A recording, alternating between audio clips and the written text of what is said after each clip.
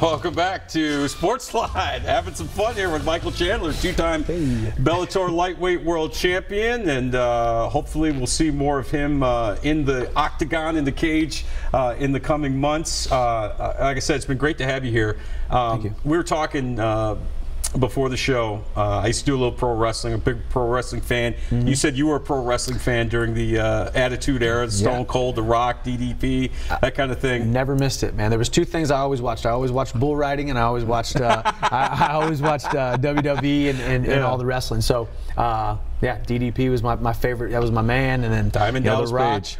Yeah, so it was I loved it, man. It was so entertaining, so awesome. So it really it's that metaphor for life of the good guy and the bad guy, and you know, who's your guy? Do you love him? Do you hate him? You know, I love it. It seems to me like MMA has taken some of the pages from sports entertainment in terms of, you know, building up the matches, like you said, good guy versus bad guy. There are a couple of guys that, you know, you look at Brock Lesnar, former UFC heavyweight champion. Now he's the WWE Universal Champion. Started off as a pro wrestler, actually amateur wrestler, pro wrestler, then became an MMA fighter, went back to wrestling.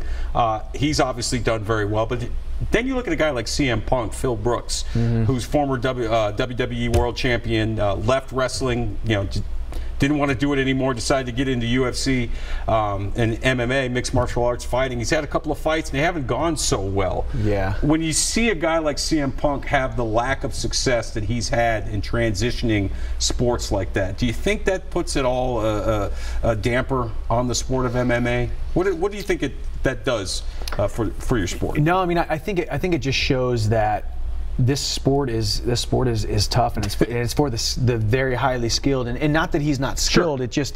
It takes that time under tension. It takes that law of 10,000 hours. You know, you can't.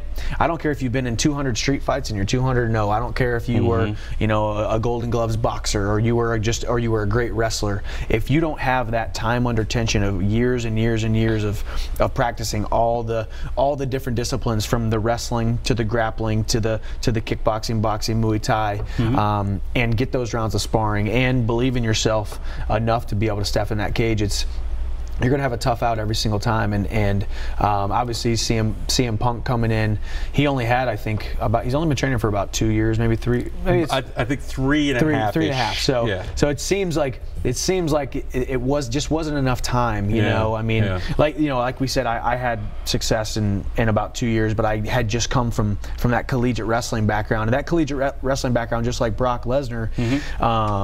That really does get you ready for hand-to-hand combat, and it's a 7-minute match in your face, nonstop. And those, learning how to train that hard, learning how to recover that well, learning how to cut weight, and learning how to put your body through stuff that you wouldn't wish upon your worst enemy, and spending so much of your time outside of your comfort zone. You know, that's where the real rubber meets the road. That's where all of the gains are made, is outside of that comfort zone. And we spent so much time outside of the comfort zone in the Division I wrestling room that I knew I was going to have success in MMA. So it just takes such a long time. And I was pulling for CM Punk. I was hoping he was gonna pull it off, but just didn't quite make it. Now, for you, are you comfortable wrestling at 55? Would you like to move up in weight, or are you happy where you're at right now?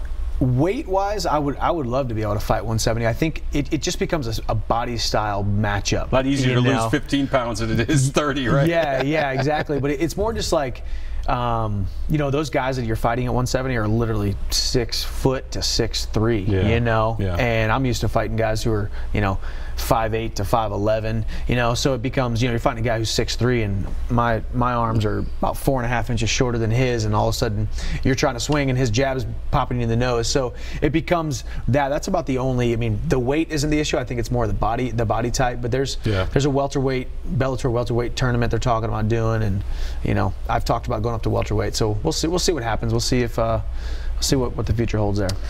From a lifestyle perspective, you know, you mentioned you're a husband, you're a father now. How does being a professional athlete and also having a family and a business to take care of as well, how does that put balance in your life? I don't know. I'm still trying to figure it out. Honestly, I'm still trying to figure it out. I mean, I think this last year has stretched myself and my wife and our marriage and everything so much more than we thought it was, and the amount of growth that we have had has actually been remarkable.